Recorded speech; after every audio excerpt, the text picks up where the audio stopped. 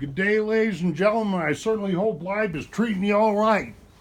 Okay, I'm just going to make a short fast little video on how to pick out your first Native American flute if you're into that kind of music, which I would highly encourage you, because playing the Native American flute is very prayerful, it's very meditative, it's a very calming, soothing type of music, as most people know.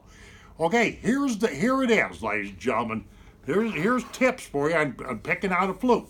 Okay, this is a Robert Wind Pony flute, and there's absolutely nothing wrong with this, except for this is in a low D, the key of D. It is a bass flute, and as you can see right here, the holes are they're spaced apart quite a bit, and it is very. This was the first flute I ever bought. I own 6 of them right now. That it is hard for me to negotiate these holes. And that's what the purpose of this movie file is, to tell you how to get around all this. So you don't start backwards and start buying flutes that don't fit you. Like, that's exactly what I did. I started buying lower keys because I play harp and I play bass. I knew what kind of sound I wanted, but I didn't realize that if you're buying Native American flutes that are bass flutes, they have a tendency to be longer. They have a tendency to have a wide sound chamber right here, diameter-wise, and that makes it also so that these finger holes are spaced farther apart, because as you learn to play, you're going to discover that there are times that you've got to keep these holes covered up with your fingers, and if these holes are spread too far apart, you won't have the right memory muscle in your fingers to get that job done, okay?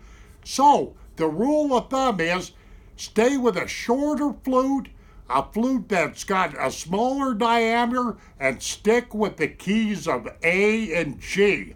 And forget about who makes the flute, what the wood is, how decorative it is, and blah, and all this other kind of stuff. Now, let me show you here.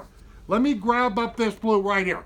This flute right here, ladies and gentlemen, is a High Spirits flute by Odell Borg. This is a pocket flute in the key of G, and it's got a leather tie on it, tying off the third hole down from the sound block, the fetish right here. It's actually referred to as a 6-hole, making it a 5-hole flute. You can do that, but this doggone thing right here is very easy to play. You see what I mean? Because the holes are very, very close together. Like I say, pocket flute, key of G, you can get these all day long for about a $60 bill. That last bass flute that I just showed you, you're talking a $200 bill. Okay, here's the key of A. I'm recommending this. In fact, I'm recommending flutes that are under 20 inches.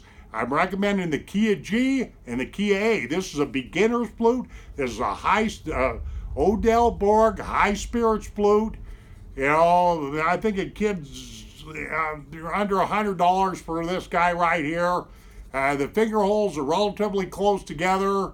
I think the flute's only 19 inches long, if I remember right. But that's the key. Keep your flute short. You know, make sure that the finger holes are relatively close together so you can learn to play the flute, so you don't kick it underneath your bed and like that. And of course, these shorter flutes usually have a smaller diameter right there in that sound chamber. Okay, now let me show you this flute right here. This is a very expensive flute, $265. This is called a Merlin.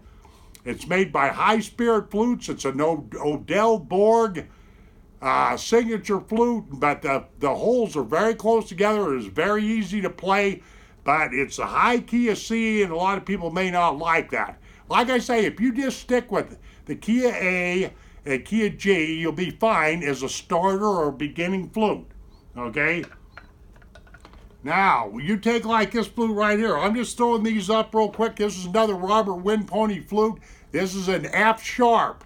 But this flute right here, I have probably the most trouble playing this doggone flute. For some reason, my fingers just do not cover these holes like they're supposed to. You know, because when you first start out, you'll find out if you don't get good hole coverage with the pads of your fingers, not the tips, the pads of your fingers, you're going to get all kinds of squeaks, squawks, and you're going to give up and throw the flute underneath the bed. So, you know, there you are with all that. Now, here the other day I was able to pick up a Rick Heller flute. This guy here is another bass flute, but it's in the key of F, and it's only a 5-hole flute. Because the Native Americans, they dug up flutes that were only had 4 holes in them, and then the Indians, they for the longest time were making flutes with 5 holes in them, and then they eventually gravitated towards the 6-hole flute. But this flute right here, believe it or not, I got this off of Amazon from Robert Wind Pony Flutes. This flute is 12 years old because it's dated. It's got a Rick Heller's name on it, and it's dated, if you can see that. It was made in 2005, but it's a really nice flute because it fits me. That's my point. Even though it is a bass flute, it's in the basic key of F, like I said. Okay. And that's about it. But I just wanted to bring this up to your attention. Just stick with, when you're first starting out, just stick with smaller length flutes, smaller diameter flutes. Make sure a flute, fits your fingers right, or you're going to have lots of troubles. To end this file, I'll just throw out some names. These are just honorable mentions. There's lots of good Native American flute makers across the United States, probably across the world, but I'll just throw out a few names for you, and people I know are building decent flutes, okay? Odell Borg, he owns High Spirit Flutes in Patagonia, Arizona. www.highspirits.com is how you'll get there. Odell Borg. There's another fellow down in Arizona by the name of John Stillwell. I don't exactly have his URL handy here, but he makes some really fancy, really nice flutes. John Stillwell. Okay? And I just got done showing you a Rick Heller flute. He's located in Arkansas. I got my Rick Heller flute through Robert Wind Pony Music, and you'll have to go through Amazon to deal with Robert Wind Pony, okay? Then there's a family in the state of Washington that owns what they call Stellar Flutes. They're making some nice flutes. Stellar, Stellar Flutes. Then there's a fella, he's a Native American, he's a Cherokee Indian. His name is Charlie, and Charlie, I'm sorry, I can't pronounce your last name. It's Montetelo or something like that, but he owns Blue Bear Flutes. Just remember that. He's making some nice flutes. Blue Bear Flutes. And then you've got Robert Wind Pony Music, Robert Wind Pony. And those Robert Wind Pony flutes come out of Teasdale, Arizona. Teasdale, Utah, excuse me. Okay, but you can get them on Amazon. Then there's a Native American Navajo Indian fellow by the name of Jonah Thompson. And he's making some decent flutes. I just threw these names out. I'm not saying they're the best, top of the world, or anything like that. So I just made this video here real quick to tell you to stick with smaller flutes, shorter flutes, smaller diameter, and stick with the key of A and G when you first start out. Okay, thank you very much, ladies and gentlemen, for the review. Happy trails to you.